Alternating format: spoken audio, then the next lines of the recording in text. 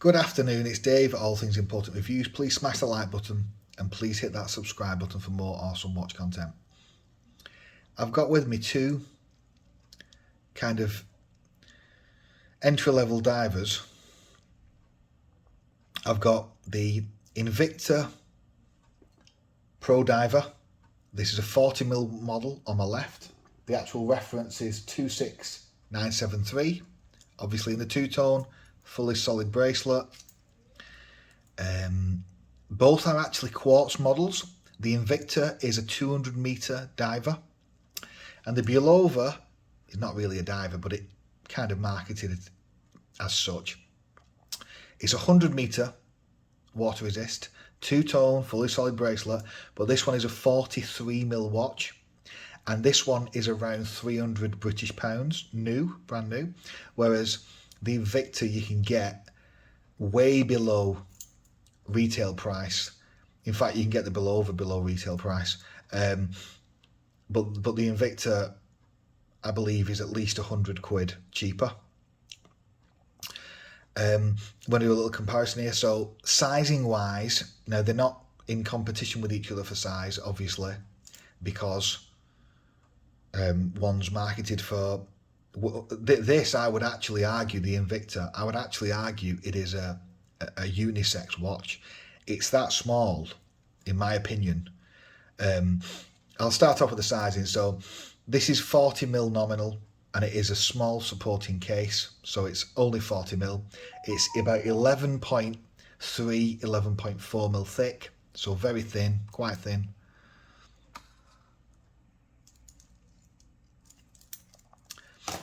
Lug to lug of about 47, and the end link to end link is actually less.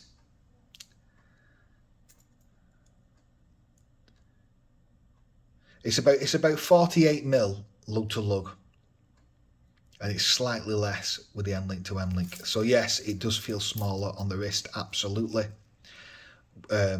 with a slight tapering bracelet. Compared with the Bulova, which is 43, although the bezel only measures about 42. It has a slightly bigger supporting case. It's about 11.6mm thick, about 50.8 lug to lug, 50.8, and more like 54mm end link to end link. So the Bulova is a lot bigger in these models, and it feels heavier on the wrist. Absolutely, I would guess this is only around 140 odd grams. This one is going to be more like 180 grams. So it is a noticeable difference. I personally prefer the Bulova because of my big wrists, but sizing wise, they're both obviously somewhat homages to the Rolex Submariner, somewhat. The Invicta, I believe, is trying to homage it even more, whereas the Bulova has more of a unique identity. The crystals are both going to be just hardlex crystal. They're not, or a mineral crystal. They're not a sapphire or a sapphire synthetic crystal. Nevertheless, the Invicta, although I haven't significantly wore it, it hasn't scratched. They're both pretty flush. Yeah, so the Invicta is slightly proud of the crystal is slightly proud of the bezel. Whereas on the Bulova, yeah, it is again very slightly proud. I'm going to give it a draw on the crystals, because it's hard to tell without actually excessively using them which one would hold up. Dials, personally, I think the Invicta dial is a little bit busy. The writing is very small, and although I don't mind the logo by any means, the kind of winged crest thing, you've got the professional 660 foot 200 meter water resistant with like Mercedes hands, Cyclops, and a nice piano black dial. On the Bulova, you have, in my opinion, more class. I like the baguettes instead of the circular indices. I love the matte black, the matte blue, like a navy deep blue dial. You don't have a Cyclops, which again I think kind of works better on this watch. You've got the Bulova with the Marine Star trademark and the 100 meter. I think the Bulova dial wins personally. I think the Invicta one looks a touch blingy personally. I think the Bulova looks classy and better for dials, so I'm going to give the winner to the Bulova. Try bezels. That is very difficult to turn. Now, I'm not a diver or professional diver, and I don't know if some divers would actually prefer that. If you're underwater and you want to turn that dial, do you want it really, really tough? I don't know. I mean, I don't think I would, but I'm not a diver, so I can't say. But the Invicta dial feels good. The Invicta bezel feels good, but it's very stiff. Whereas that one feels a lot more easier to turn. It's more sure in the turn. I prefer that, but I'm not a diver. I prefer the Bulova bezel. It is easier to turn and feels better. The bezel on the Invicta, don't get me wrong, it is grippy. That is quite hard to turn. I'm going to give the winner to Bulova on that one.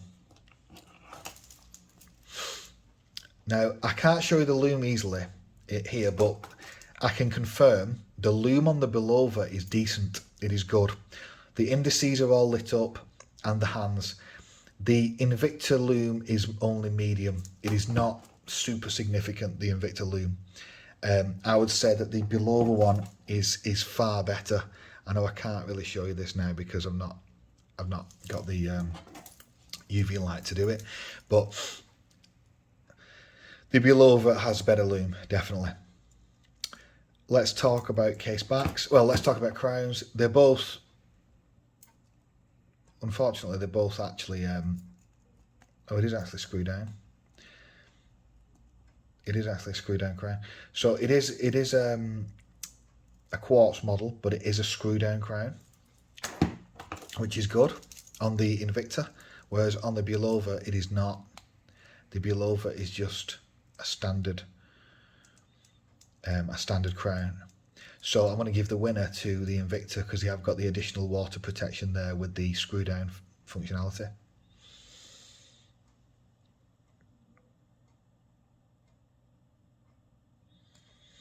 So let's talk about case backs. Invicta has quite a nice case back. It's a metal one, stainless steel with a nice pressed information. Invicta Pro Diver, Trit Night trademark, 200 meter water resistance. That is actually. All right, no, it's not. It's just I've not took off the sticker. Right, yeah. And it has a model number. Pretty standard there. Nothing too over the top. And on the Bulova, a very plain back. I'm going to give the winner to Invicta on that one. I think it has a bit more detail, looks a bit better. So let's talk now about, well, let's first talk about branding. The branding, Invicta is a little bit more in your face. I don't like that on the flank, the left flank. I don't like Invicta being engraved into it, into the polished side. I think that is excessive. Although it does have the crown done as well. And it has the clasp done. So they've decently branded it, there's no question about that. Bulova doesn't have a kind of logo there on the dial. It just has the Marine Star in italics.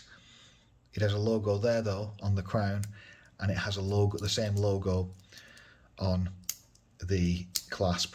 They both could definitely improve, but I'm going to give the winner to Bulova because I don't like the over the top excessiveness of the branding on the Invicta. I think that's too much on the side personally. Not that it would really bother me, but it is too much. Let's talk about bracelets now. Okay, the Invicta on my left here has a standard 3-link style bracelet, which we all call an oyster style. It doesn't significantly taper, but it tapers a little bit. I have to admit, even though it's solid, it does feel a little bit jingly jangly, personally, for my liking. They're just push pins, but it does have the arrows to tell you which way to push them out. It is two-tone. The nice thing about this bracelet is they have polished the gold PVD. They've polished it, which is good, I'm glad. A blingy bracelet should have polishing if you're going to put gold on it, in my opinion. The clasp is a super cheap pressed shell and pressed scissor arm clasp with a friction mechanism. I hate friction mechanisms. They are crap. I don't like friction mechanisms, but the safety catch works perfectly fine.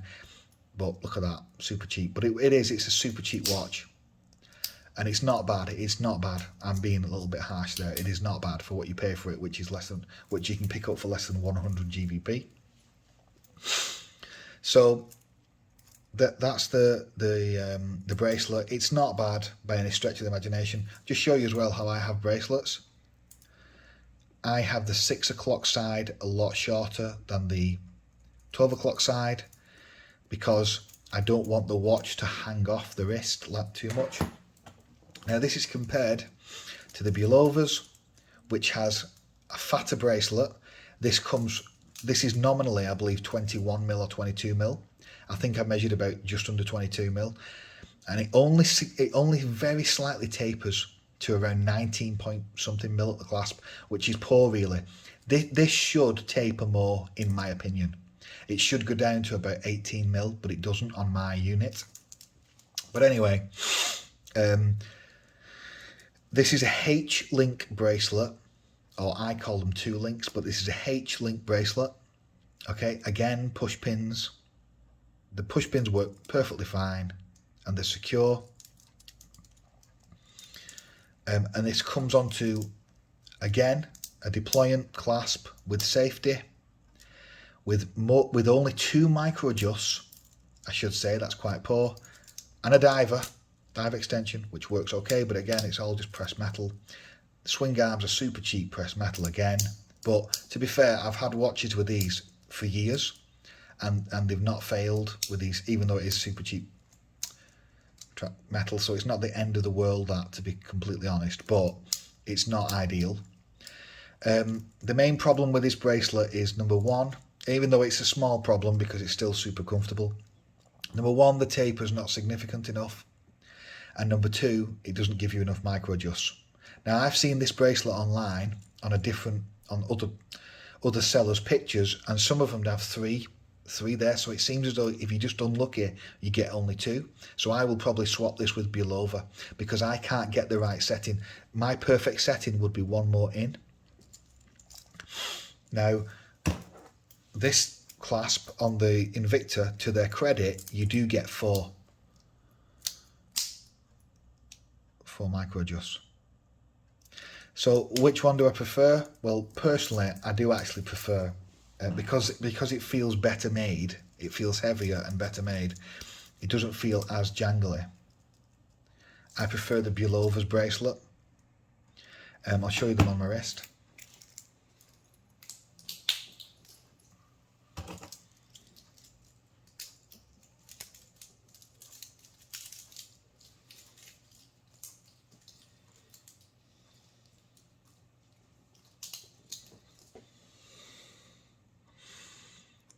It looks quite small, the Bulova. I would say this is a unisex watch.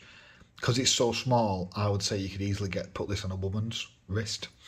Whereas the Bulova, definitely not. It's a lot bigger. It has a better wrist presence. It's as comfortable. Even though it is heavier, definitely. You can feel the extra 40 grams or so. But it is a nicer watch. The Bulova is better watch in my opinion overall. However, on the water resistance, the Invicta has to win. because they have given it a 200 meter water resist, and I trust them that it is correct. But overall, you know, the Bulova is 3 times the price. Is it worth 3 times? I don't know. If you only got a small budget, you could easily just get the Invicta to go diving in. It looks a little bit blingy. It looks okay still. But the Bulova, it is superior in looks, superior in wrist presence, and I believe the overall quality and build quality is slightly superior on the Bulova than this particular Invicta model, which is a cheap kind of one. But still, it's not a terrible effort from Invicta. They could make this better by, I don't like the way that I don't particularly like the size of this Invicta. I think it's too small for me. I would want 42mm, so knock it up a couple of mil. Improve the clasp, get rid of them crappy swing arms, put some thicker on, put a sapphire crystal on both. They both don't have a sapphire crystal, as I've said, and the bezel for me is too difficult to turn, but perhaps that's a purpose design feature. I'm not an expert diver, so I don't know about that. But overall, not a bad effort from both of them for the prices. They're both not bad for the price. Now, compared to like a San Martin, no, I'd never get this Invicta. I'd get the San Martin, no question about it. Compared to other manufacturers, like not cheap AliExpress ones, but compared to other ones in the £100 price range, I'd go for a G-Shock rather than this. But it's not that bad overall as a diver, as a holiday watch, or just a day-to-day watch in the office. It's not bad for what you pay, because you can get this now for less than £100. I think you can get it for like £90. But this one, I would pick this one if your budget's less than, if you can get this one closer to £200, this one's a lot better in my opinion. It just looks better as well. It looks more, it's got a better unique identity because they've not tried to just copy Rolex. Okay, it's been Dave. Thanks for checking my channel out and this comparison review. I've got loads of watches coming in to review. Nice one. Have a great day. Cheers.